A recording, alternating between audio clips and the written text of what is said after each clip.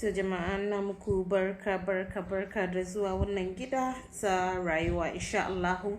Ni ce taku Hajiya Salma, kamar kan da na saba ka muku wannan program mai muhimmanci kwarai da gaske mai suna rayuwa.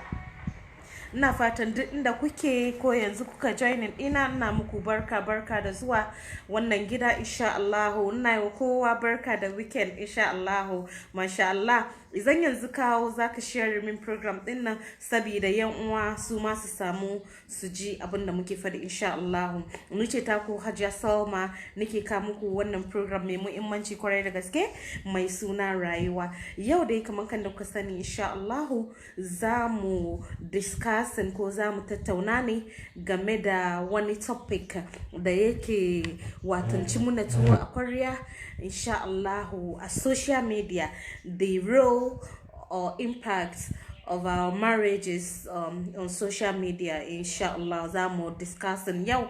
Na fata idan suka yi joining dina ko kika yi joining dina zaki share min program din nan saboda sauran yan uwa insha Allahu kowa ya ji shi ma ya yi aiki da shi. Kaka ji kai kawai ko kaki ji ke kawai ki sharing program saboda sauran yan uwa insha Allahu su ma su ji mu duka mu yi aiki da shi. Ina muku barka da zuwa kuma ina muku sallama ta musulunci cewa assalamu alaikum wa rahmatullahi ta'ala wa barakatuh insha Allahu. Na farko dai sai in ce kuna kallo na live on my page on Hajiya Salma Watan TV ko Hajiya Salma page insha Allah on Facebook. Kuma za ku kalli programs dina on YouTube, my channel on Hajiya Salma channel on YouTube insha Allah.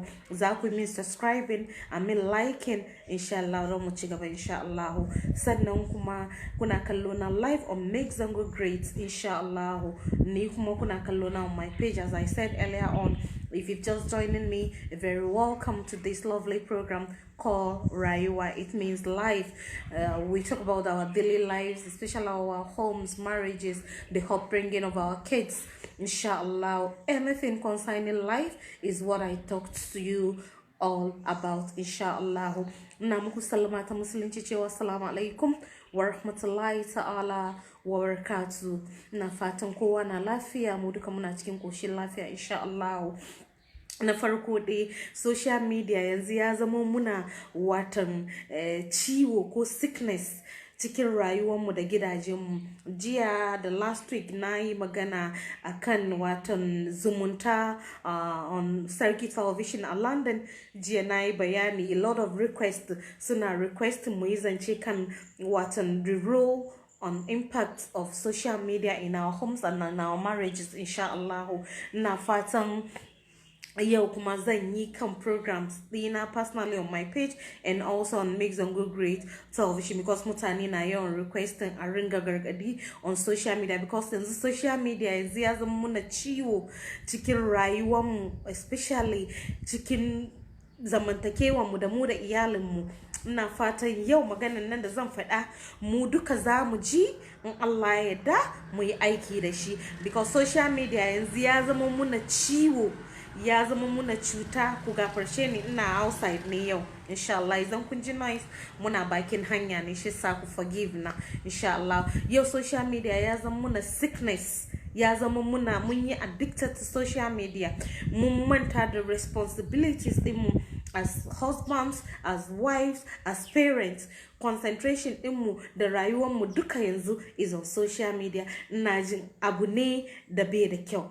Idan za mu trying as much as possible mu try mu limit on social media. Idan dai ba wani business za ka yi ba ko ka kira family ka ga lafiyansu, I don't think social media is the right thing as a marriage woman ko marriage man ka yi too much involved in social media. In dai ba dawa kake yi ba ko program kake ka kare mutane ba, I don't think is a good thing mu bari social media ya zama muna watan day and night thing da muke yi. Yanzu ya zai ya kai matuka social media yana lallata aurayya da yawa. Yau kaga wani na zamne da masoyin shi ko wata na zamne da mijinta saboda social media da koda yaushe focus mazajen mu yana kan phone din su kuma yana kan social media. Me suke kallon matattakin nudity, other videos, ababa chatting da ladies, other farkunansu da abun na social media yanzu ya bari tsoron Allah mu yayi karanci. As Muslims ya kamata mu respecting marriages din mu respecting homes din mu limit a bit about social media ko aurayyan mu yayi kyau mu zamna mu da iyalin mu yanda ya kamata. Social media yanzu ya zo ya kai abinda ko gida mutum yake shi da matan shi ba su da time a yi hira, yana kallon matan shi, yana admiring matan shi, yana hira da matan shi, hira na soyayya. A'a, kan shi hankalin shi duka yana kan social media, yana kan either Instagram or Facebook or Snapchat or wace siyan su WhatsApp. Idan ka bar focus ɗinka yi yawa kai yana kawo illa da matsaloli da yawa. Shi yasa idan za mu kiyaye mu try as much as possible mu avoiding social media a bit yayi, because ban ga alherin da social media yake ba mu ba. Social media yana da good impact, yana da negative impact. Negative impact din is too much. According to research in na yi, about 11% of relationship in the basa kan social media, relationship din su yana last longer than you even expected. About 66% of relationship are on social media duka matsala ne, daga rabuwa she fada she yau ya kama shi da wani, yau na ga message wata ta tura mishi, wata yana fira da buduri, yana kaza, yana iskanci kan social media. Idan za mu try and as much as possible mu try mu limit kan social media, mu try mu ba matattakin mu da mazajen mu attention. Idan muna tare da su gida zai help din mu a lot. Mu try as much as possible mu avoiding social media saboda rayuwar mu yayi kyau. Idan kana office ko kana waje, you have the whole time to deal with whatever you have to do with kan social media. Amma idan ka zo gida ya kamata ka bari matanka ta san cewa time kan nan yanzu ita ma kake da lokacinta, ba kana da time farkuna da buduri da zawarawa da kake bi kan social media bane. You should try as much as possible to limit your time, to give more time da matanka, ita ma ta samu attention, ku iya ku yi fira, ta gaya maka matsalan da take cikin rayuwanta da ka barta gida, yau wani hali take ciki ita da yara, ya ta find din kanta ita da ya'yanka. Amma idan ka zo gida ko da yaushe focus ɗinka is on your phone, is on social media, ina jin ba abu ne mai alheri ba. Da yawanci yanzu fada da yawa da counseling da ke zuwa nake yi, da yawa matsalolin on social media, faɗan social media ne. Yau ita tana jiran ka ta shiga daki 11, 12 kana zamne kana mai kan social media. In dai ba wani auditing from office kake yi ko aikin ka kake yi ba, I don't see the reason why za ka saura har wannan lokaci kana kan social media doing what? Matanka tana needing attention ɗinka, 'ya'yanka suna need attention, so why can't you just create a bit of your time ka ba matanka da 'ya'yanka? Idan za ka trying as much as possible ku bar mu kiyaye social media a bit, ko rayuwar mu yayi kyau, mu iya wa'ansu ababa da ya gwaggwabce muna mu iya insha Allah mu iya mu magance saboda mu zamna lafiya mu da iyalai din mu.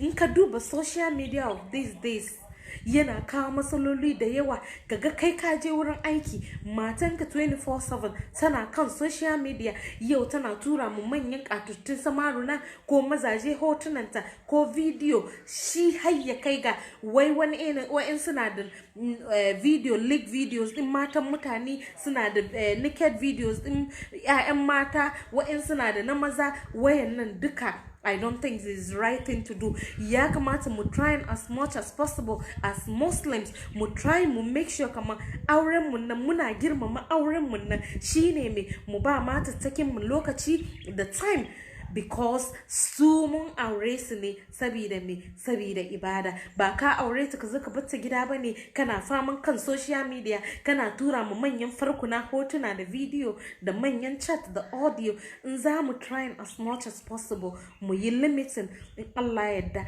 za mu samu aure mai kyau. Please, if you've just joining me, please share this program for me so others too can also watch and benefit from it. Please, I'm begging you.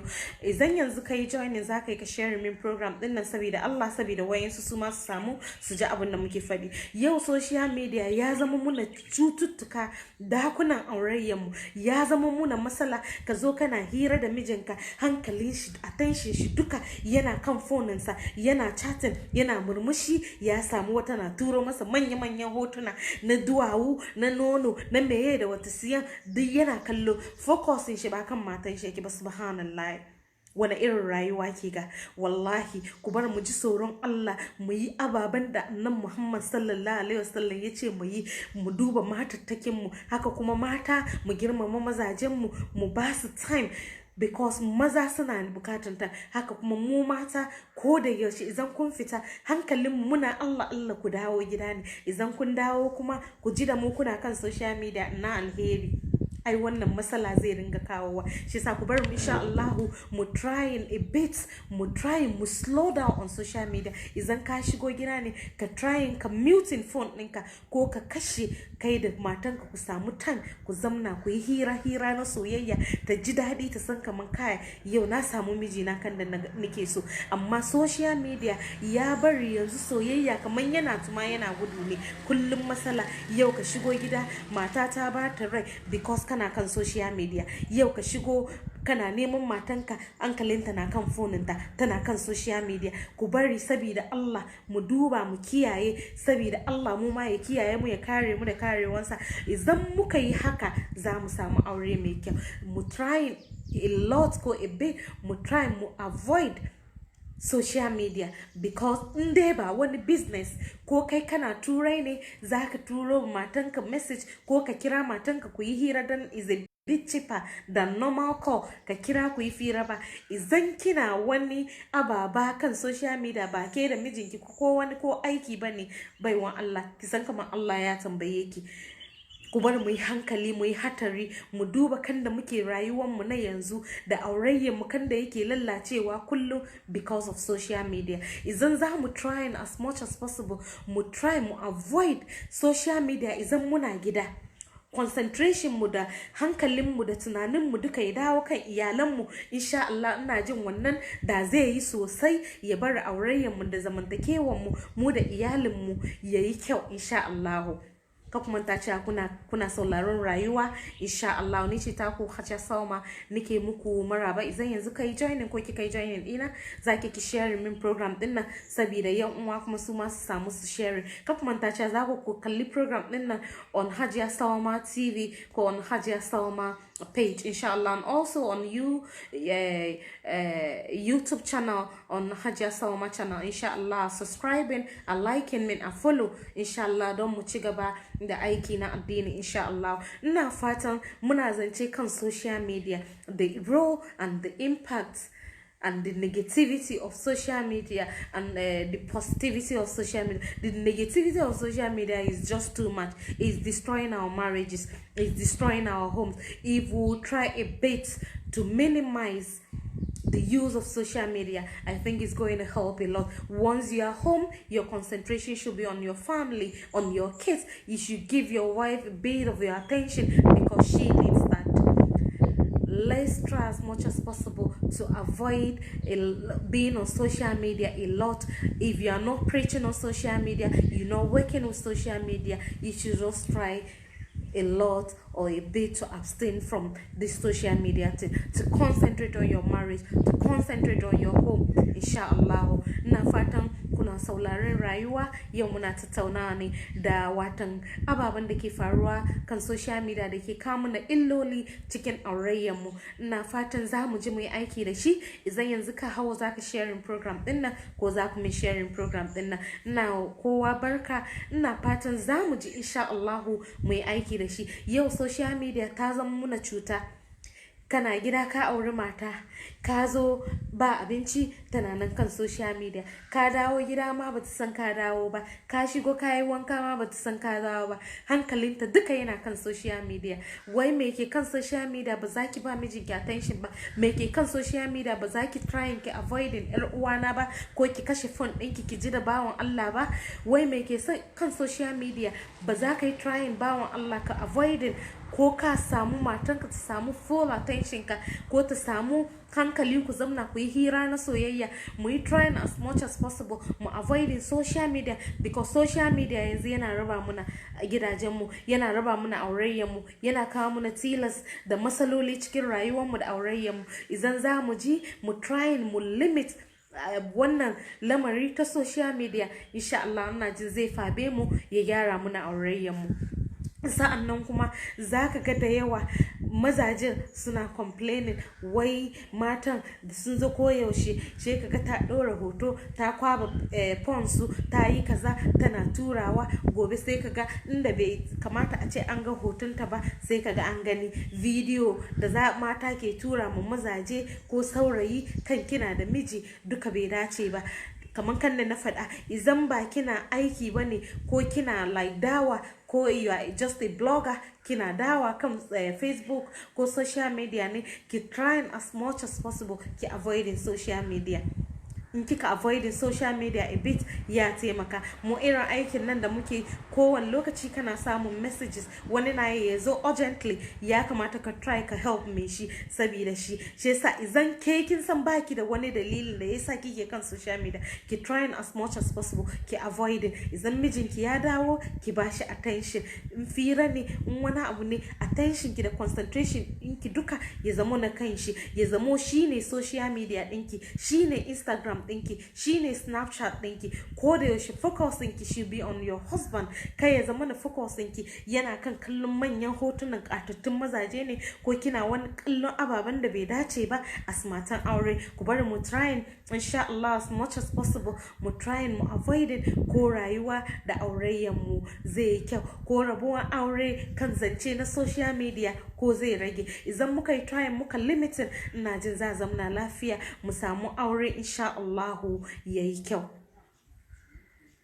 Wai suna cewa ni turanci da yawa, I try as much as possible and try and summarize what I'm saying in English, inshallah. What I'm saying today is, let's try to stay away or to abstain a bit about this social media thing, because social media is destroying our homes, is destroying our marriages. As a married woman, you need to respect your husband, you need to do the right thing. When your husband is home, you should make sure you are not on social media, you are not on your phone, you are not doing what you're supposed to do.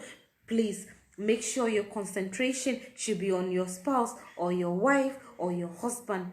That's what we're talking about today. Abstaining from social media, because social media is causing a lot of damages in our homes, in our marriages. If we will try, inshallah, as much as possible to abstain a bit about this social media thing, inshallah, I think we'll get our marriages and our home the way we want. According to the research I did, about 11% of marriages who are not on social media are successful, but about 66% of marriages are failing because of social media. So if we will try, inshallah, as much as possible to abstain from social media when your husband is home, you should try as much as possible to give him your full attention, to make sure what he need, you provide for him, and to try to abstain from social media. Make sure your husband is the one, the social media. Make sure he's your Instagram, make sure he's your Facebook, make sure he's your WhatsApp. Make him your everything.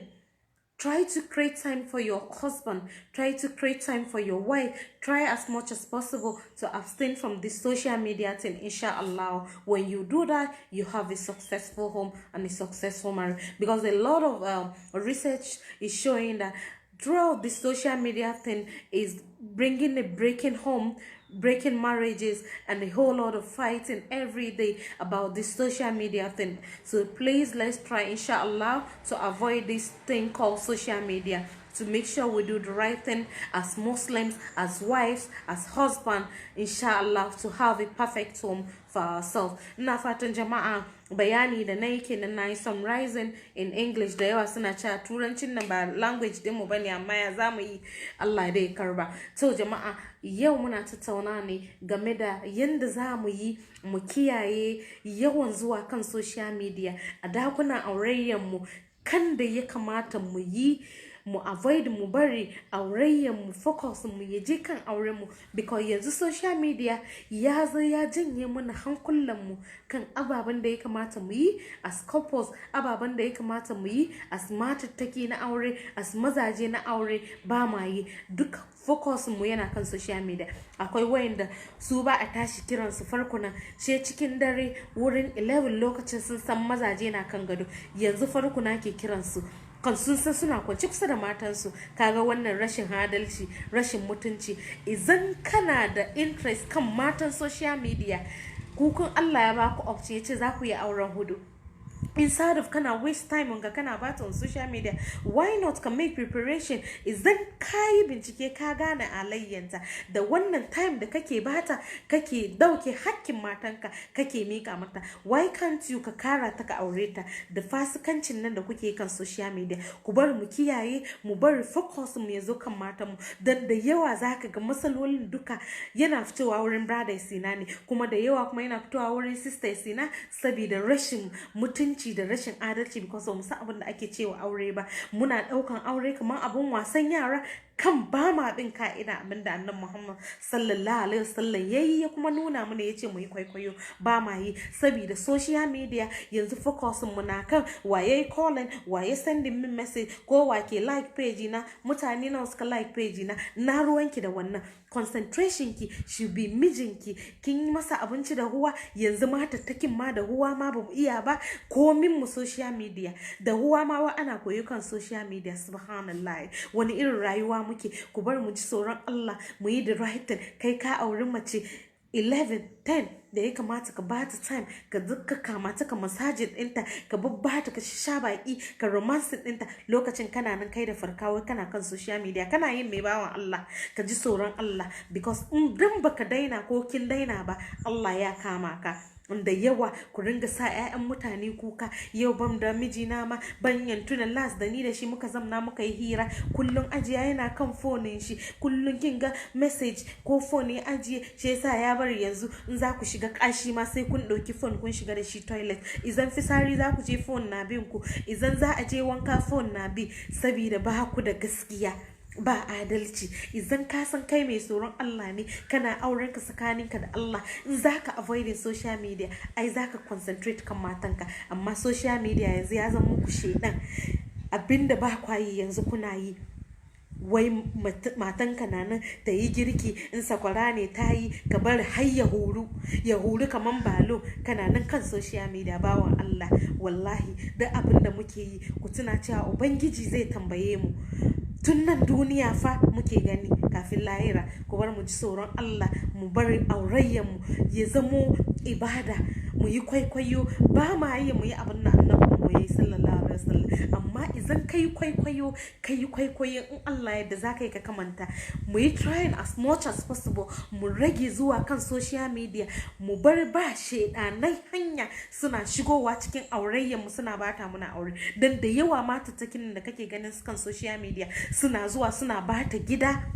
Me yasa suke yin haka? Saboda kai da kanka focusinka yana kan social media. Sun ga ko da yaushe da sun buga suka sign in kana kai, shi yasa you are always a target. Idan ka trying ka kiyaye sai Allah ya kiyaye ka, idan kuma ka ce ba za ka ji ba za ka continue. Wallahi kaga yanzu shedanci, hoton ka ma sai a dauki a ta maka mugun aiki da shi. Shi yasa nace ku daina tura nude pictures ɗinku, sarracin ku, video kuna ba mutane wai in the name of love. Waye gaya miki yana son ki? ki, duk wanda ke son ki, duk namijin da ke son ki ba zai ce ki turo mishi nuditin ki ba ko ki turo mishi sirracin ki ba. Namiji mai mutunci ba zai yi wannan ba. Ke kuma mai mutunci da kika san mutuncin kanki, kika fito gidan daraja, ba za ki yi wannan ba, because duk abin da zaki ki cire kanki sirara, Allah na kallon ki kuma Allah zai kama ki. Ku bar mu ji tsoron Allah, mu yi the right thing, mu try as much as possible mu avoiding social media, because social media ya zama muna illoli cikin rayuwar mu.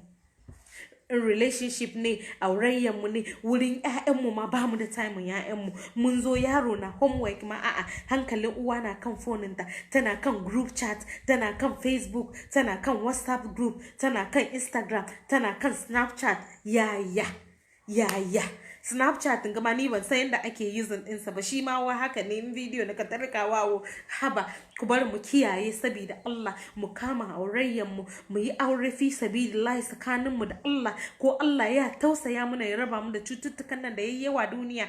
Idan muka yi haka muna showing good example ne, muna ba ƴaƴanmu. Amma idan muka kiya muna nuna mai ƴaƴanmu su ma is okay to be on social media. Yau ƴaƴanmu from 9 years yaro wai yana da Facebook message page, yana da Instagram page, yana kana ture ƴaƴanka hanyoyin da ba kyau, because ya ga ko da yaushe babana na kan social media, babana na kan YouTube, what do you call it, Instagram, babana yana kan Facebook. Kai ni ma bari in duba abin da ke fi, sai kaga yariya tana girma, duk rayuwanta is social media, duk rayuwanta da karatunta social media. We have to show good example to our kids. We have to be a role model to our kids. We have to show good example to others so that they will learn and also follow our steps. Amma idan ba mun canza rayuwarmu ba, kullum mu ne yau, gobe yau, jibi wan. If we don't stop doing that, wallahi muna kanmu masaloli, muna creating one generation da za mu zo in bayan ranmu ma za mu ringa kuka cikin kabarinmu.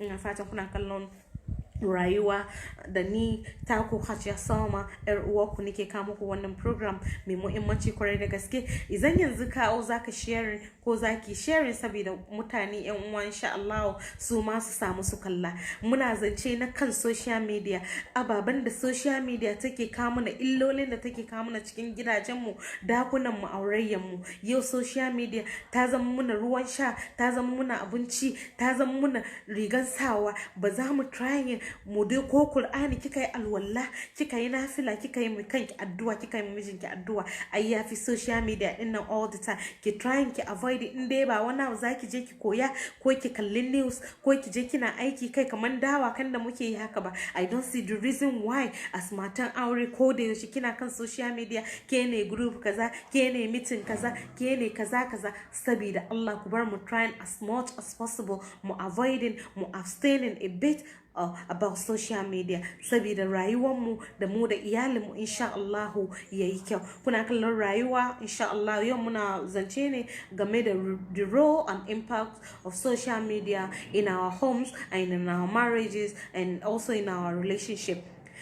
To na kaman kan da na riga na faɗa earlier on, mu try as much as possible mu bari focus mu ya zo kan mazajen mu. Matattaki da yawa fasikanci, iskanci yanzu kan social media ne. Kaga matan aure yau a ce an ga bidiyon ta yana leaking outside, meanwhile tana da ƴaƴa, tana da miji. Yau a ce an ga chatting kike da wani ƙato, na ai bai yi ba. Saboda Allah ka bar mu trying as much as possible mu avoiding, mu duba, mu show good example, ko ƴaƴanmu za su follow su ma su yi learning. Saboda Allah ina fatan za mu jin Allah ya taimake mu, mu ji insha Allah mu yi aiki da shi. Yau social media yana da good impact, yana da bad impact. Bad impact din yayi yawa da yawa, yana breaking homes, da yawa yana breaking marriage. Yau namiji da kanshi ka samu mijinka ku zamna yana kallon ka face to face, within the second phone shi na hannunsa, idonsa na kan phoninsa. Saboda Allah, it means yanzu aure ma mun doke shi for granted. Shi yasa soyayya ya gudu, shi faɗa kullum kai ka shigo mata tana cikin bacin rai. Saboda ba hankalinka kan matanka, saboda ba hankalinki kan mijinki. Ku bar mu duba mu gyara rayuwar mu, because life is too short. Marriage abin murna ne, abin far'a ne, abin daɗi ne, abin zo mu zamna zo mu yi faɗa ne, amma ka abar faɗa yayi yawa ciki. ba auren da ya perfect, amma in ka trying za ka reach level da ubangiji kai ma zai ce maka alhamdulillah. Amma ba ma trying ko da yaushe, yau kananan magana, gobe wa jibi na kama shi yana chat, jibi na ga wata ta turo mishi audio, jibi na ga wata ta turo mishi picture, jibi na kama mata na tana kan social media ita da wani na fira yau kaza. Ku bar mu try as much as possible mu respect kanmu da kanmu, mu respect mazajen mu, mu respect matan mu, mu zamna lafiya tsakanin mu da Allah. Wallahi da yawan matan da ke social media suke kiran ku cikin dare, suke distracting ɗinku, suke bari kuke samun matsaloli da ku da iyalinku da matanku, wallahi shedanai ne. Idan kuma ka ce kariya nake yi, ka daina ka fasa ka ringa yi, zaka ga end result din. Amma wallahi idan ka daina zai help ɗinka a lot, ya bari rayuwanka da kai da iyalinka ka samu aure mai kyau, rayuwa mai kyau, far'a mai kyau.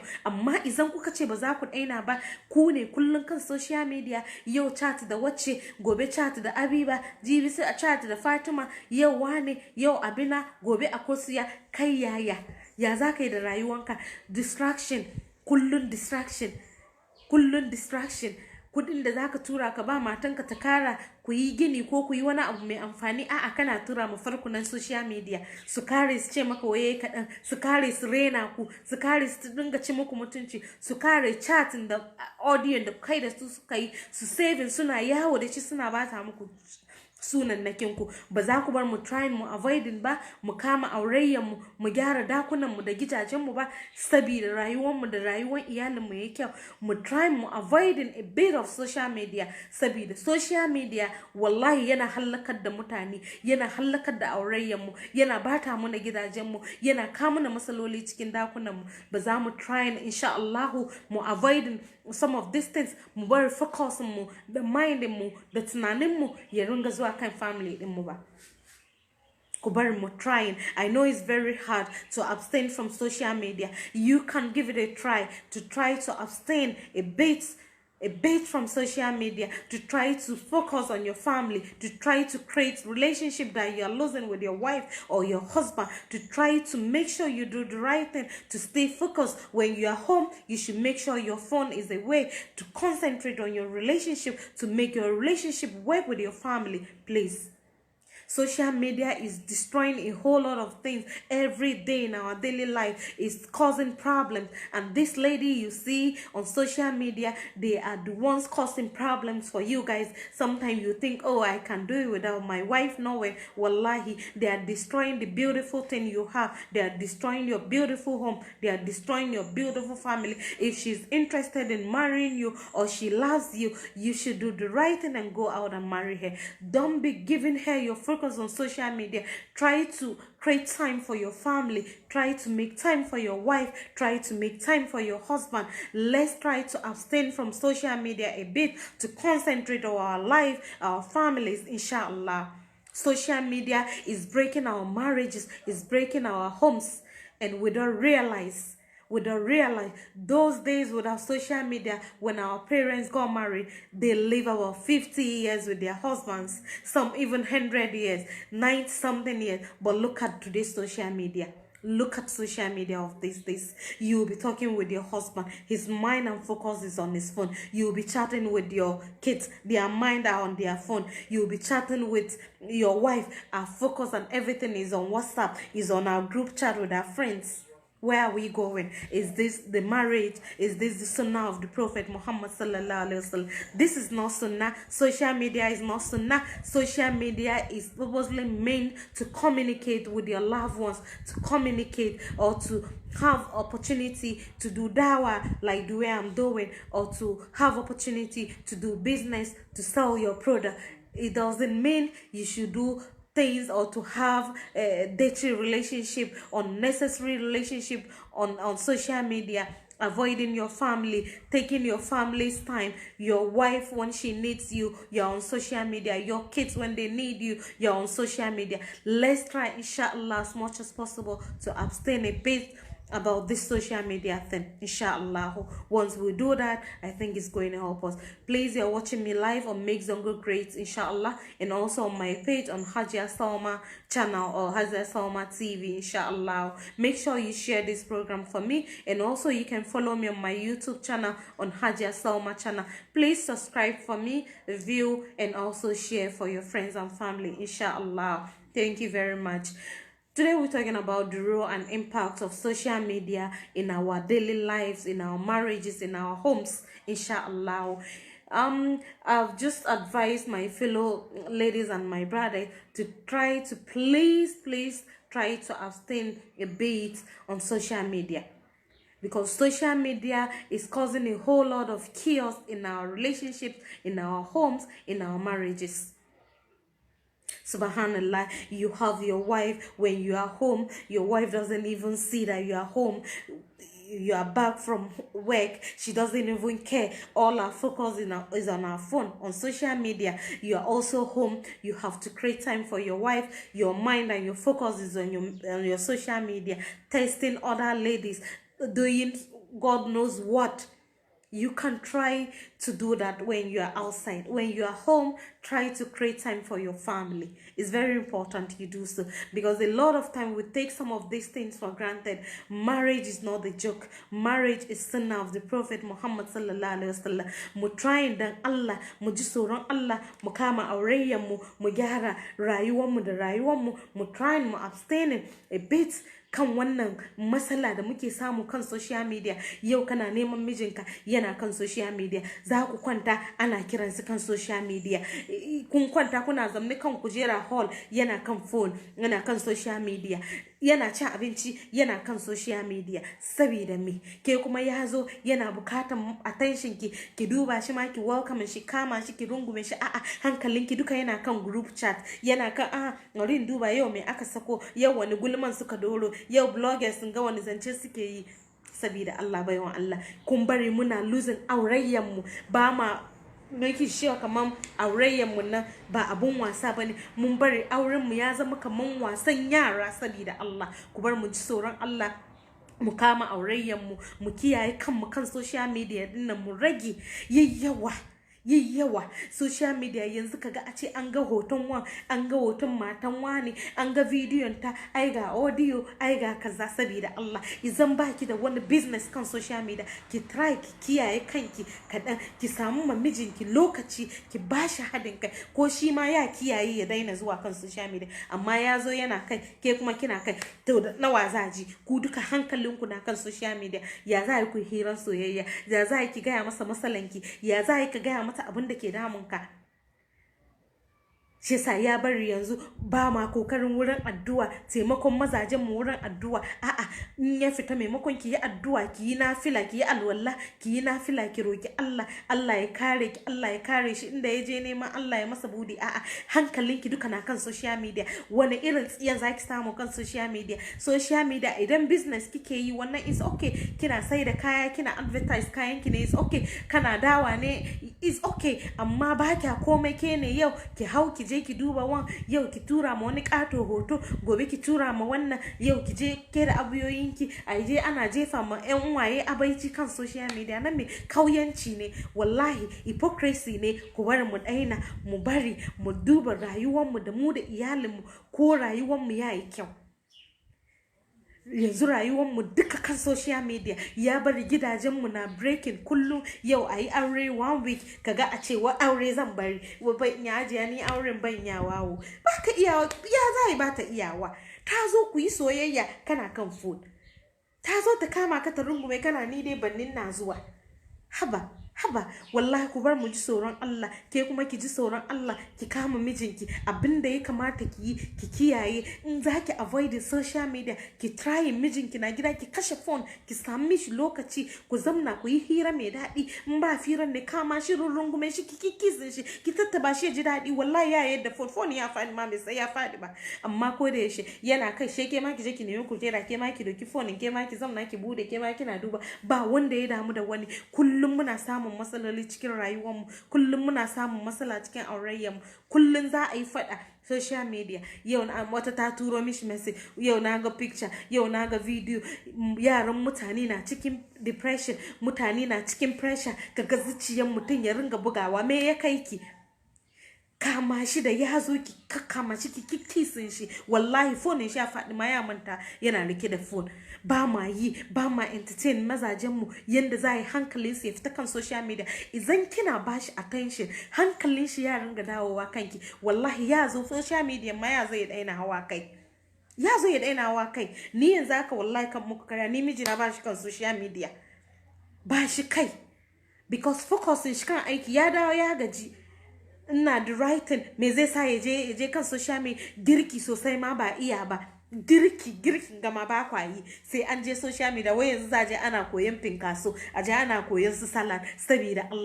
Sabida Allah wallahi ku bar mu ji sauran Allah, mu kama aurayyan mu. Ko mazajin nan mun last da su mu mutu tare da su. Kun bari yanzu mazaje focus su duka social media, sun tashi farkuna bazawarai one kuma wallahi in ka compare matan da suke chatting da su ko kwatan ku basu kai ba. Amma na in aka advice din ku ce kun ji, in aka magana ku ce kun ji, gobe sai ku je ku ta kwasawa. Ni dai kullun ina gaya maka, idan ka kira advice counseling, I just tell you the truth. Dan ni bazan boye ba.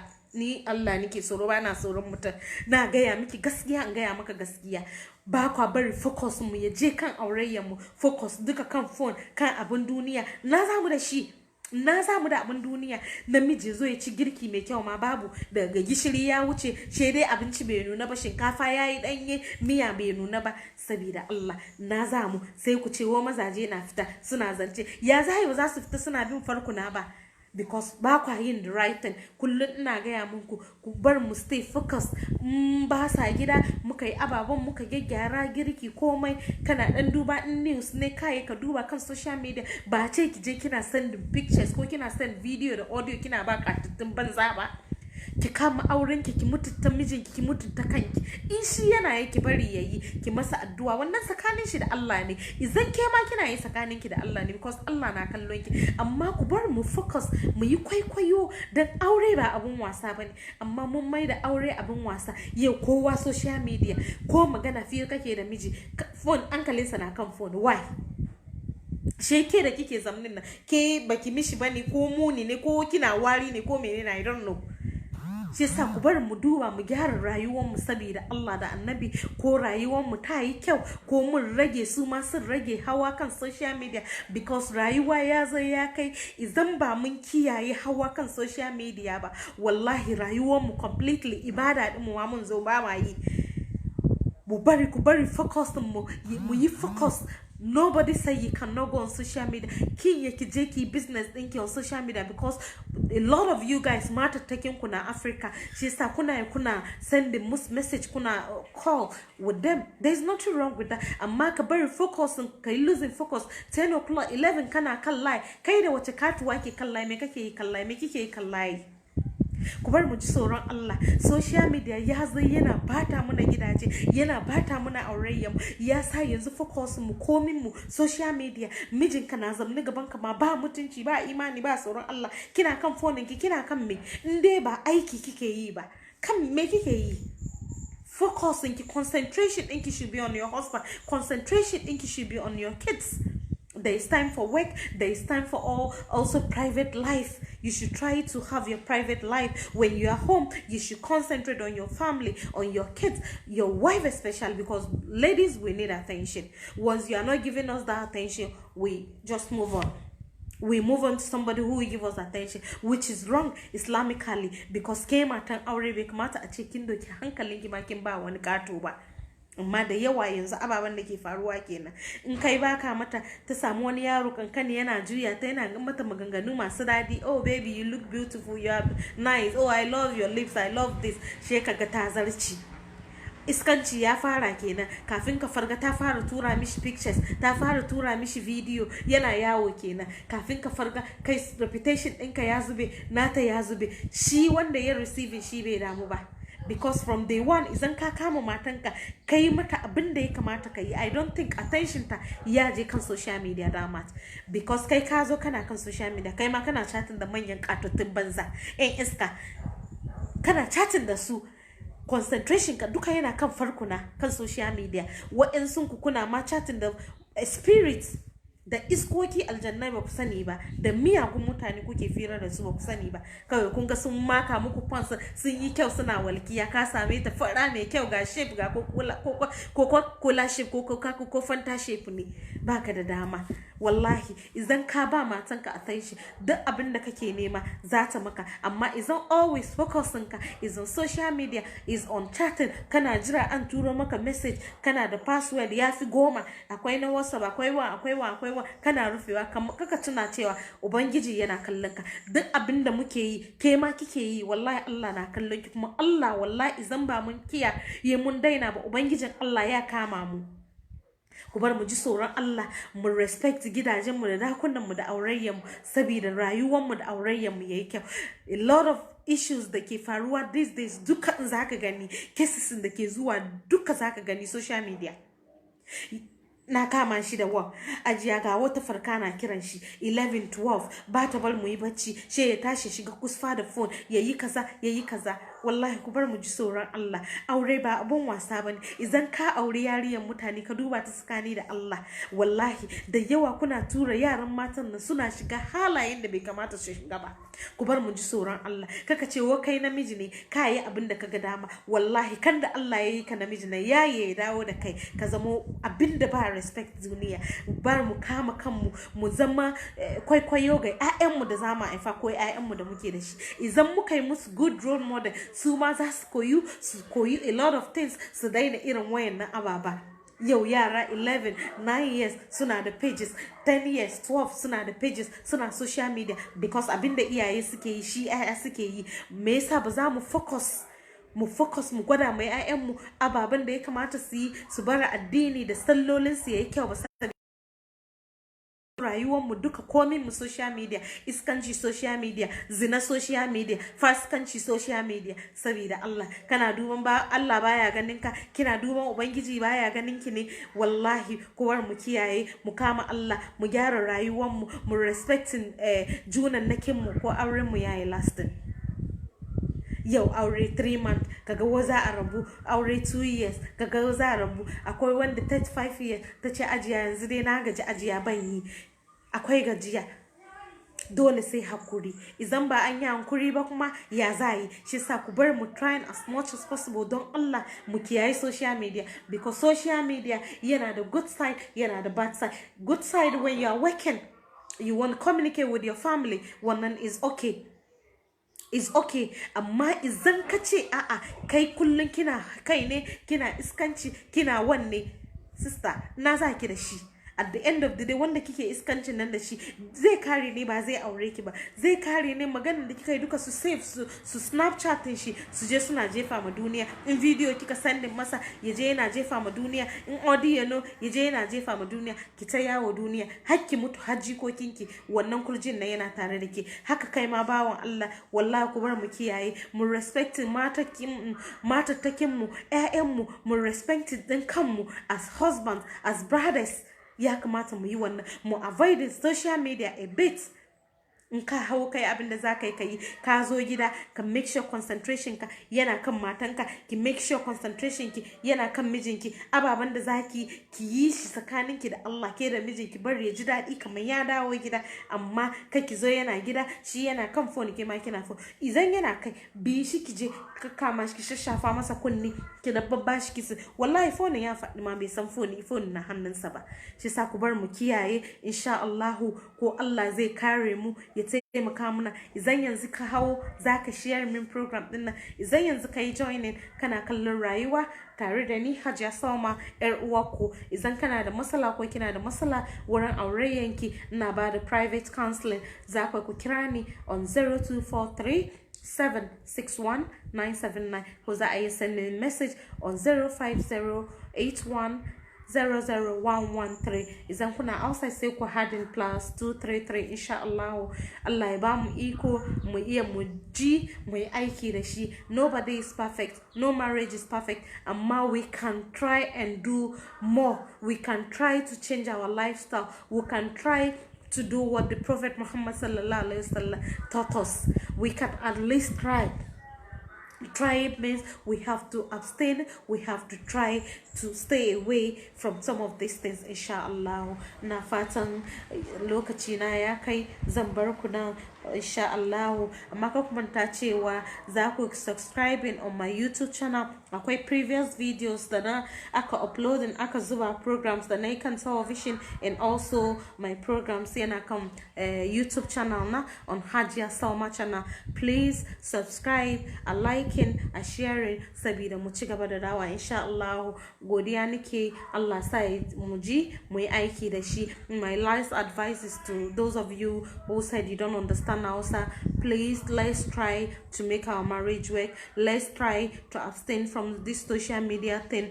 You can be on it to do your business, do whatever, but once you're home, you should try as much as possible to make sure your attention, your focus should be on your family. It's very important you create time for your family. It's very important you acknowledge your wife. It's very important you also acknowledge your husband, to give him time.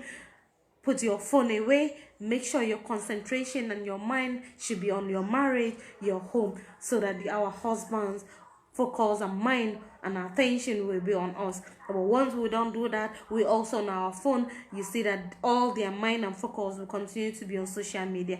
Let's try to help them avoid this social media content, because this social media thing is like an evil thing. It's like this phone we are using.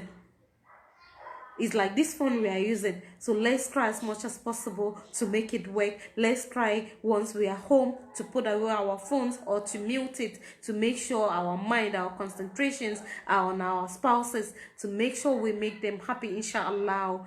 May Allah help us and may Allah guide us. Please make sure you subscribe to my YouTube channel on Hajiya Salma channel, inshallah. I have previous videos there. You can go there, view them, watch them, subscribe, like, and also share for me, inshallah. Thank you very much. I think my time is up. We'll meet inshallah next week, God willing, inshallah. To jama'a zan bar ku nan gana na karshe, ina fatan za mu je in Allah yadda mu yi aiki da shi, mu kare kiyaye kanmu da social media, mu kare kiyayewa.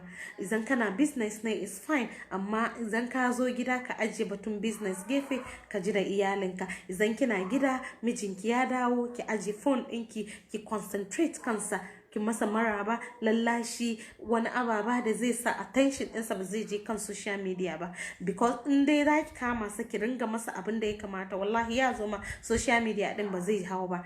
Nisa ku bar mu trying a lot, mu abstaining, mu kiyaye kanmu da kanmu, ko aurayen mu zai last inshallah. Allah ya ba mu iko, ya sa mu ji mu yi aiki da shi inshallah. Ni ce ta ku Hajiya Salma. Sabon mako Allah ya da muna masu yawancin rai da lafiya, zan kama kuma another program inshallah. Nan nike muku sallama ta musulunci cewa assalamu alaikum wa rahmatullahi ta'ala wa barakatuh. Amma ka kuma ta cewa inshallah za ku yi share min program din nan, sabida others kuma inshallah su ji su yi aiki da shi. Assalamu alaikum.